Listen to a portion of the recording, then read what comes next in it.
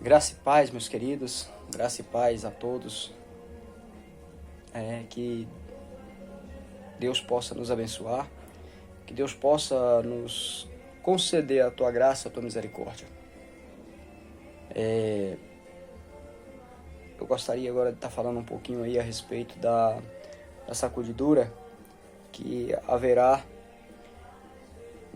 entre o povo de Deus. É uma sacudidura que ela vem de uma maneira tão grande, sacudir o povo de Deus, que praticamente a igreja vai ficar um pouco vazia por esse motivo. Profecia, é bíblico isso, está lá em Amós 9:9, ela fala que darei ordem para sacudir a igreja, sacudir a casa de Israel. Amós 9:9. E o Espírito de Profecia ele vem nos falando que esse tempo está próximo, que esse tempo está próximo de que há essa sacudidura, ali próximo ali ao recebimento ali próximo aí já ao decreto dominical. Nós estamos vendo ele aí já às portas, o decreto. Então a igreja de Deus ela vai ser sacudida, até Cristo voltar, até antes do decreto a igreja vai ser sacudida, vai ser peneirada, e precisamos estar preparados para isso. Precisamos estar preparados, porque ela já começou a ser sacudida desde 2019, já começou um peneiramento aí. Não estou dizendo que para trás não houve esse peneiramento, que houve também, mas mais recente agora em 2019, houve esse peneiramento, começou esse peneiramento.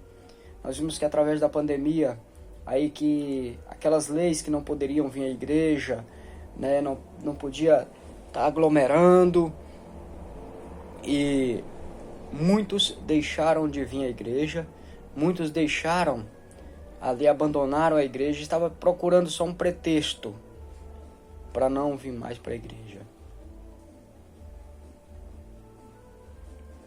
Então precisamos de uma maneira especial cuidar da nossa vida espiritual, cuidar aqui da nossa vida, com Deus, para que não possamos ser peneirados.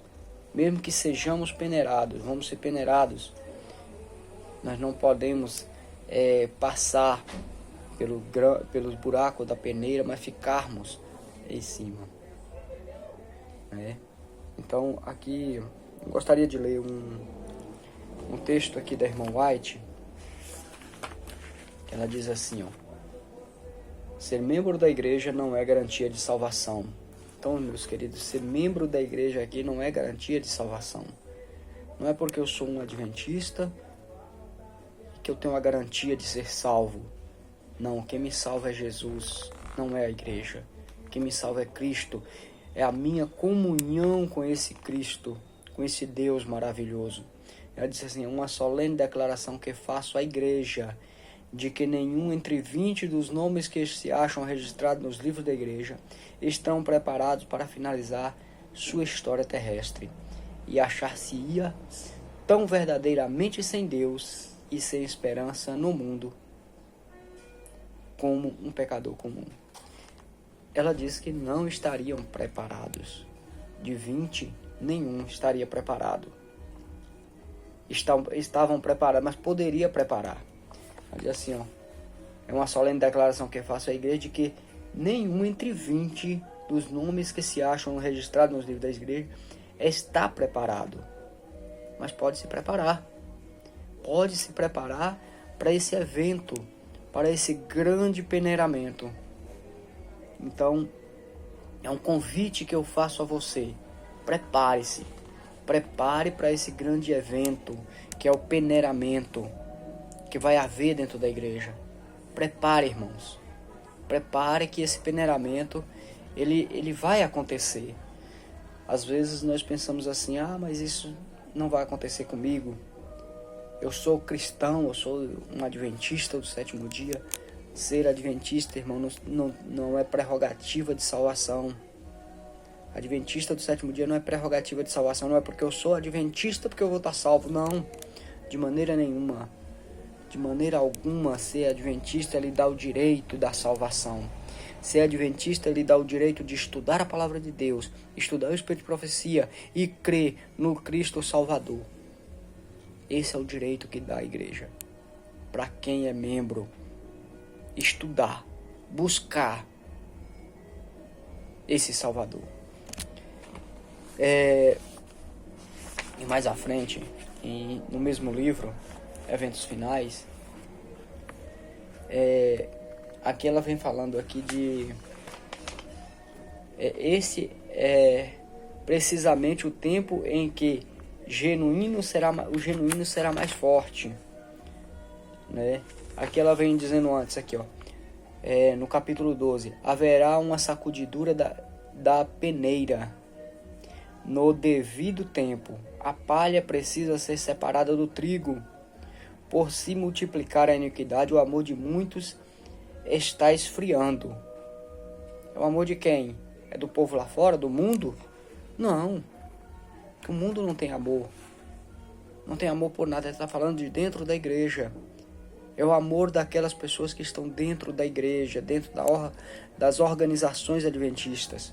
Aí ele diz assim, este é precisamente o tempo em que o genuíno será mais forte. Agora veja aqui, a história de Datã, a história da rebelião de Datã e Abirão está se repetindo e continuará a repetir até o fim do tempo. Vocês sabem o que Datã e Abirão fizeram? A história de Datã e Abirão quando Coré se rebelou ali contra Moisés, ali na saída do Egito, ali naqueles primeiros anos ali da saída do Egito, o que aconteceu? Coré, ele fez juntou uma turma, um grupo, e começou a rebelar-se contra as instruções que Deus tinha dado a Moisés. Qual era a sua queixa? Era porque Deus tirou eles do Egito, né, e levou para um deserto, passando fome, passando sede, passando frio, sem privacidades nenhuma. Então eles se rebelaram, eles começaram a questionar: por que Deus nos tirou de lá? Lá nós tínhamos as paneladas de carne, as cebolas do Egito, o alho do Egito. E Datã e Abirão também começaram a fazer essa rebeldia, murmurar contra Deus. E a Bíblia nos fala que abriu um buraco no chão e engoliu eles, todos eles, né? E da mesma modo, sim, irmãos, essa rebelião está tendo dentro da igreja, né? Como assim? Vocês podem falar, mas como assim? Irmãos, Deus, Ele nos deu instruções para prosseguirmos nessa caminhada até os céus. E muitos de nós estamos desviando desta caminhada, né? Indo para outros extremos, né? O cristão hoje, ele não tem, assim como se diz, uma vida íntegra diante de Deus. Muitos cristãos não têm. Por quê? Porque o mundo está sufocando. O mundo está aí sufocando esses cristãos por não estudar a palavra de Deus. achando que por ser membro da igreja, por ir aos cultos, isso já basta, já está de bom tamanho. Mas não. Se nós formos ver a história de Enoque, a Bíblia fala que Enoque andou com Deus. Todos os momentos da sua vida, Enoque estava com Deus. Enoque andava com Deus. E por isso, Deus o tomou para si. Então precisamos andar com Deus. Precisamos cultivar o costume de andar com Deus. E que nós possamos cada dia, irmãos, ter o desejo de estudar a palavra de Deus. Você, eu não tenho desejo de estudar mais a palavra de Deus. Ore ao Senhor. Ore ao Senhor e pede Ele aí a vontade de estudar.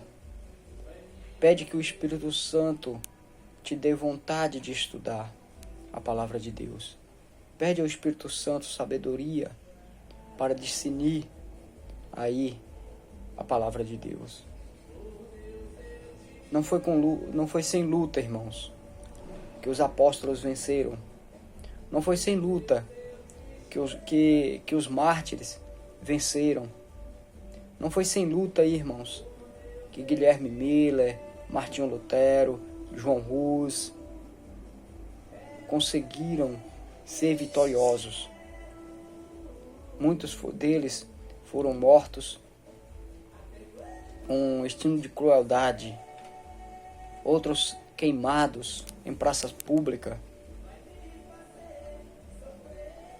mas eles não deixaram de adorar a Deus. Eu acho interessante a história de Daniel e os seus 3 companheiros, né, ali, que vieram que vieram para a Babilônia. Aqueles rapazes foram jogados na fornalha de fogo ardente, aquecida 7 vezes mais, mas não curvaram a estátua de Nabucodonosor. Daniel, ele orou por uma resposta de Deus para entender a profecia, para entender o que é o sonho que teve ali. Interessante, irmãos, que Daniel orou 21 dias. 21 dias. Em 21 dias, Deus tinha mandado seu anjo para vir responder ali a súplica de Daniel. Mas a Bíblia fala que o diabo estava ali atrapalhando esse anjo a chegar com a resposta para Daniel. E quem era esse? O diabo estava ali atrapalhando na pessoa de quem? Na pessoa do rei, né? Estava ali na pessoa do rei, atrapalhando os planos de Deus. Foi quando, ao cabo dos 21 dias, Deus enviou um anjo poderoso e que veio lá até Daniel. E às vezes nós começamos a orar. Pela manhã a gente tem um objetivo. Quando é à tarde, nós vimos que nós não conseguimos aquilo. Pronto, nós já desanimamos. No outro dia nós já pedimos outra coisa, esquecemos daquela de ontem e não oramos. Nós precisamos ter fé, irmãos, e orar constantemente por aquilo. Eu quero dizer aí, né, que nós temos que trabalhar na causa do Senhor. Nós temos que trabalhar para que, quando vier sacudidura, ou quando vir, que eu digo a nós, porque a sacudidura já está sacudindo a igreja. Você vê que muitos estão aí afastando da igreja, muitos estão deixando os caminhos do Senhor. Interessante, irmãos, que ela fala que pessoas que para nós brilhavam, eram uma estrela, era uma pessoa de caráter inquestionável. eles vão afastar da igreja, vão sair da igreja. Por quê? Porque ele só queria aplausos. Ele não tinha raiz na obra de Deus. Ele não tinha raiz ali. E a irmã White fala que não nasce no reino de Deus um que não seja missionário. É um caso para se pensar. Você está dentro da igreja. Você é um missionário? Você está falando de Cristo para as pessoas? Você está indo lá e buscando, resgatando pessoas das garras de Satanás? Se não tiver, meus irmãos, procure fazer isso. Porque no reino de Deus não nasce ninguém. Ninguém nasce no reino de Deus se ele não for missionário. Então vá buscar os perdidos da casa de Israel. Vamos atrás dessas pessoas. Vamos falar do amor de Cristo para essas pessoas. Vamos buscar a Cristo e levar também Cristo para outras pessoas. Tem mais um ponto que eu gostaria de ler aqui. É na página 151 do Grande Conflito, do Eventos Finais. Diz assim: crentes superficiais renunciarão à fé. Então esses crentes superficiais aí, esses crentes que falam: eu creio em Cristo, sou de Deus, sou de Jesus, eu sou membro da igreja adventista, eles abandonarão a sua fé. Ela diz assim: o trabalho que a igreja tem deixado de fazer em tempos de paz e prosperidade terá de realizar em tempos terríveis de crise, sobre as circunstâncias mais desanimadoras, proibitivas. Isso aqui é no tempo do decreto dominical. No tempo que o decreto for aberto ali, irmãos, que começar a perseguir realmente os cristãos, seremos levados a falar de Cristo a outras pessoas. O mundo vai estar sedento da palavra de Deus. O mundo vai estar ali sedento de ouvir a Cristo, de ouvir a palavra de Deus, ouvir de Jesus. E teremos que pregar. E às vezes, muitas das vezes, nós falamos assim: não, mas o povo hoje já sabe, todo mundo já conhece de Jesus. Não, meus queridos. Esse Jesus que todo mundo conhece não é o Jesus que eu conheço, e creio que não é o Jesus que você conhece. Nós precisamos levar esse Jesus que eu conheço, que você conhece, a essas pessoas. Porque esse Jesus que eles conhecem aí não é esse Jesus da Bíblia. Ele conhece um Jesus superficial. Conhece um Jesus que tudo tá bom. É um Jesus que perdoa tudo, né? Apesar que Jesus, ele perdoa todos os tipos de pecados. Jesus perdoa, se a pessoa se converter. Mas esse Jesus que eles pregam aí é um Jesus que perdoa, e não importa o que você está fazendo ali, que ele está lhe perdoando em todos os momentos. E não é bem assim. Jesus perdoa, mas você tem que abandonar o pecado. Se você não abandonar o pecado, você torna a cair nele. Você continua pecando. E aí você está cometendo um pecado contra o Espírito Santo. Então, é o único pecado que não tem perdão. É porque você não aceita o perdão de Jesus. Porque no momento em que você comete o pecado, pede perdão e torna ir lá e cometer o mesmo pecado sempre ali, um pecado como se fosse assim, aquele pecado acariciado, que sempre você está cometendo aquele pecado. Então esse pecado não tem perdão. Porque você não abriu o coração para Jesus, não deixou que ele trabalhasse em seu coração. Então essas pessoas conhecem esse Jesus, que perdoa, Jesus que tem misericórdia. Jesus, ele é misericordioso, ele não vai deixar os seus filhos perderem. Realmente, irmãos, Jesus, ele é misericordioso. Jesus, ele é tão misericordioso que ele saiu lá do céu, deu a vida por mim e por você. Mas interessante que esse Jesus, além dele ser misericordioso, esse Jesus também é justiça. Cristo, justiça nossa. Aí está a grande diferença do Jesus misericordioso e o do Jesus justiça nossa. Porque mesmo eu pedindo perdão, voltando a praticar, Ele é misericordioso, Ele me perdoa, Ele não vai me deixar aqui. Mas Cristo é justiça. E precisamos ter a consciência de que se eu não deixar as práticas do pecado na minha vida, eu vou estar nos laços de Satanás. Eu vou estar ali sendo amarrado em feixes para ser jogado no lago de fogo. Então precisamos abandonar os nossos pecados, e essas pessoas não entendem essas coisas. As coisas espirituais não são para qualquer um, mas precisamos levar as coisas espirituais para essas pessoas que não compreendem. Precisamos levar as coisas espirituais para as pessoas que não compreendem, e elas também compreender como nós compreendemos. Então não venham as pessoas falar assim, mas eles já conhecem a Cristo. Ele não conhece Cristo como nós conhecemos.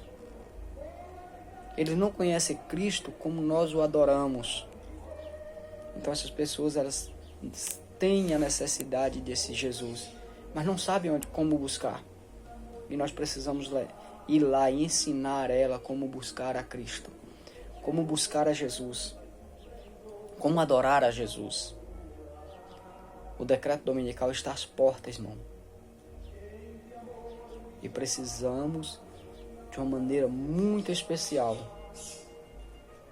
trabalhar para que nós possamos passar por essa angústia, por esse tempo de angústia, e chegar até as mansões celestiais e levar outros conosco.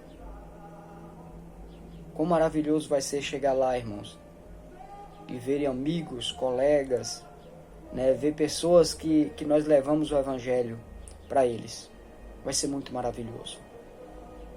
Vai ser muito maravilhoso isso. Muito gratificante.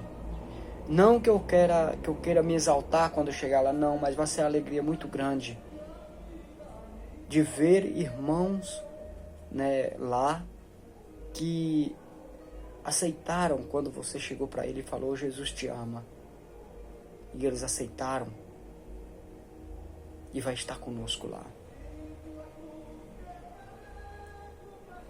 Que essa reflexão possa tocar em nossos corações e que possamos sair